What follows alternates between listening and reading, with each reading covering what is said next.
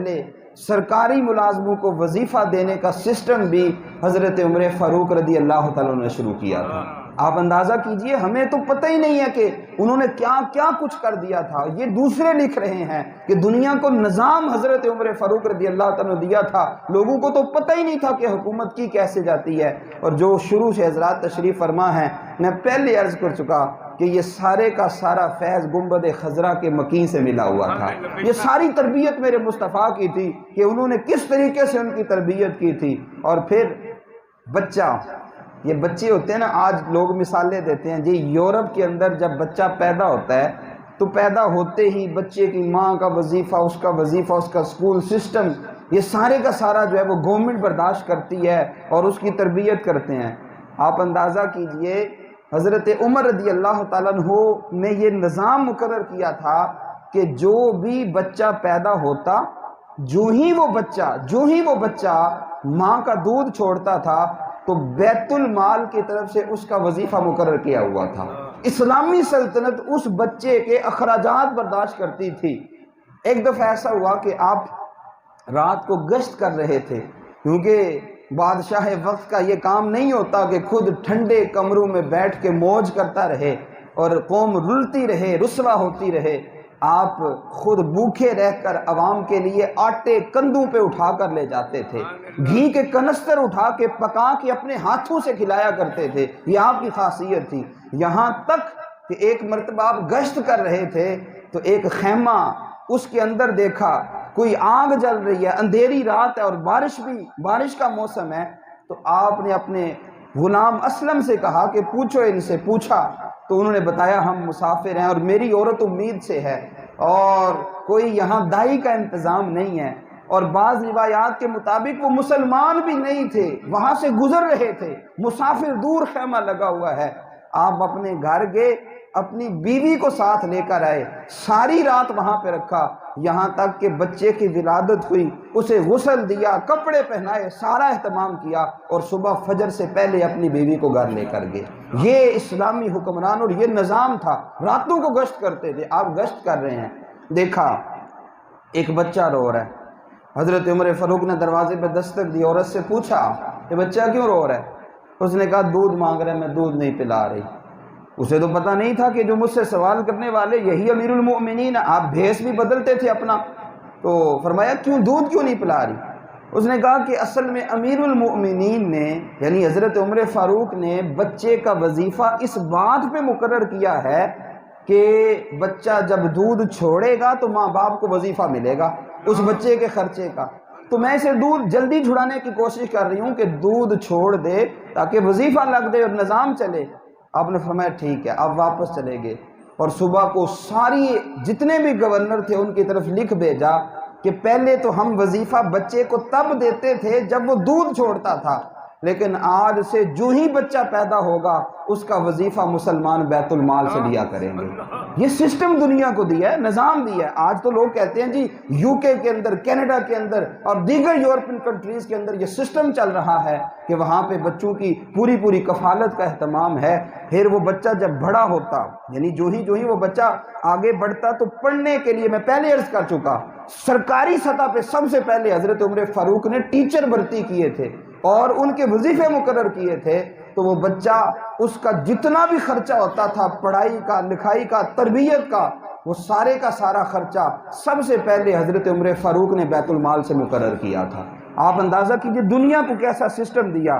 پھر آج یتیم خانے ہیں اور جو ہے وہ سویٹ ہومز کے نام سے جگہ جگہ بنے ہوتے ہیں، بہت اچھی بات ہے اور یہ ہونے چاہیے، ظاہر ضرورت ہے، پیار محبت دینی چاہیے۔ ویسے تو اسلام نے یتیموں کے اگر جو احکام بیان کیے ہیں نا قرآن مجید میں، اللہ تعالیٰ نے یہاں تک فرمایا یتیم کے رشتہ داروں سے کہ جو کسی کا آج لاوارث بچہ ہے نا اور تم اس کی پرواہ نہیں کرتے تو ڈرو اللہ سے کہیں تمہارے بچوں کے ساتھ بھی ایسا نہ ہو جائے۔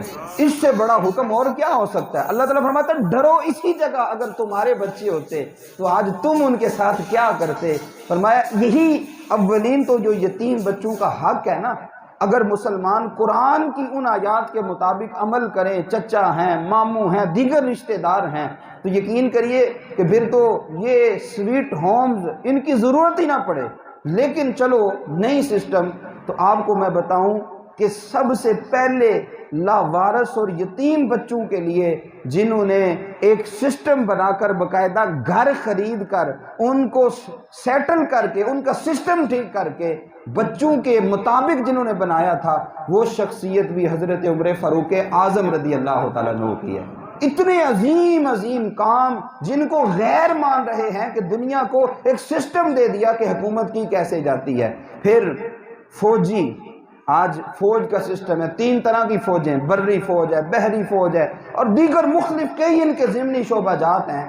تو جتنی بھی فوج کی آج چھونیاں بنی ہیں، فوج کا سسٹم چلتا ہے، اگر آپ تاریخ اٹھا کر دیکھیں تو یہ بھی سب سے پہلے حضرت عمر فاروق نے بنایا تھا۔ باقاعدہ شہروں سے ہٹ کر تھوڑی دور آبادی میں جا کر آپ رضی اللہ تعالیٰ عنہ نے فوجی چھونیاں قائم کی، وہاں تعمیرات کروائیں، فوجیوں کی ٹریننگ کے لیے جگہ بنوائیں، اور پھر ان فوجیوں کا وظیفہ مقرر کیا۔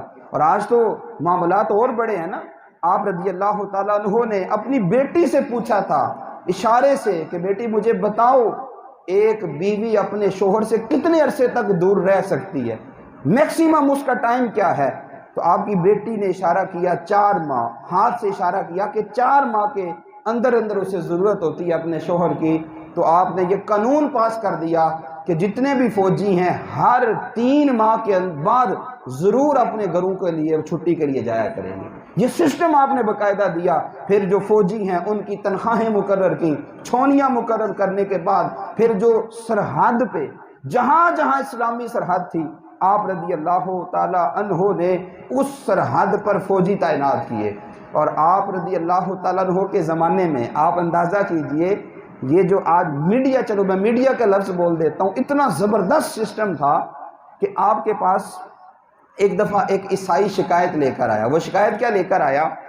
کہنے لگا کہ میرے پاس بڑا خوبصورت گھوڑا ہے، تو میں آپ کی سلطنت میں رہتا ہوں، وہ فلاں فلاں علاقے میں جب میں گیا تو میں نے جب وہاں داخل ہونا چاہا تو انہوں نے مجھ سے گھوڑے کا جزیہ ٹیکس لیا۔ جو ٹیکس سسٹم ہے نا اسلام کا، وہ نہ کسی پہ ظلم ہے اور نہ کوئی سختی والا ہے، اگر اس کو فالو کیا جائے نا تو آج جو ٹیکس کا رونا رویا جاتا ہے، یہ رونا بھی ختم ہو جائے گا۔ خیر، حضرت عمر فاروق کے پاس وہ شکایت لے کر آیا، فرمایا کہ کیا شکایت ہے؟ اس نے کہا کہ میں وہاں آپ کے علاقے میں داخل ہوا تو وہاں مجھ سے انہوں نے ٹیکس لیا، میں نے دے دیا، لیکن 8 مہینے کے بعد میں پھر جب وہاں داخل ہو رہا تھا تو انہوں نے پھر مجھ سے ٹیکس مانگ لیا۔ حالانکہ 1 سال کے اندر 2 مرتبہ ٹیکس لینا یہ ظلم ہے، درست نہیں ہے۔ آپ نے فرمایا ٹھیک ہے، تم ٹھیک کہہ رہے ہو، سال میں صرف 1 مرتبہ ہی ٹیکس ہوتا ہے، 2 دفعہ نہیں ہوگا، اب تم جاؤ گے تو ایسا نہیں ہوگا۔ وہ شخص وہاں مدینہ شریف سے اپنے گھوڑے پہ واپس اس علاقے کی طرف گیا تو ابھی وہ پہنچا نہیں تھا، اس سے پہلے آپ رضی اللہ تعالیٰ عنہ نے سارے گورنروں کو پیغام پہنچا دیا تھا کہ سال میں جو دوسری دفعہ آئے گا اس سے ٹیکس کا مطالبہ نہیں کیا جائے گا۔ یہ جو آپ مسافر خانے بنے ہوتے ہیں نا ہمارے یہاں سٹاف، یہ فلاں سٹاف فلاں سٹاف، حضرت عمر رضی اللہ تعالیٰ عنہ نے یوں مسافر خانے بنوا رکھے تھے، اور وہاں پہ ہر وقت آپ کے فوجی تیز گھوڑوں کے ساتھ موجود رہتے تھے۔